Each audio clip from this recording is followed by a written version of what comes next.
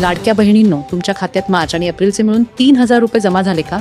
जर अजूनही तुमच्या खात्यात हे पैसे आले नसतील तर हा व्हिडिओ शेवटपर्यंत नक्की पहा. तुम्ही पाहत आहात योजना महा अपडेट न्यूज चॅनल. सध्या अनेक लाडक्या बहिणी एकच प्रश्न विचारत आहेत. मे महिना सुरू झाला, 2 महिने झाले, तरीही लाडकी बहीण योजनेचा हप्ता खात्यात जमा झाला नाही. हा हप्ता नेमका कधी मिळणार? आणि मार्च व एप्रिलचे मिळून एकत्र 3,000 रुपये मिळणार का? तर लाडक्या बहिणींनो, तुमच्यासाठी एक महत्त्वाची आणि आनंदाची अपडेट समोर येत आहे. मार्च महिन्याच्या हप्त्याच्या वितरणाची प्रक्रिया आता सुरू झाल्याची माहिती मिळत आहे. अनेक लाभार्थींची EKYC अपूर्ण किंवा चुकीची असल्यामुळे वितरण प्रक्रियेला उशीर झाला.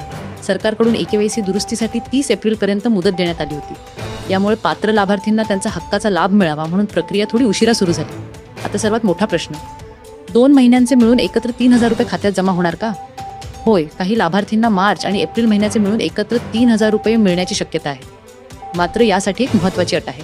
ज्या लाडक्या बहिणींना फेब्रुवारी महिन्याचा हप्ता मिळाला होता त्यांनाच पुढील 2 महिन्यांचे पैसे एकत्र मिळण्याची शक्यता जास्त आहे. आता प्रश्न येतो, हे पैसे नेमके कधी खात्यात जमा होतील?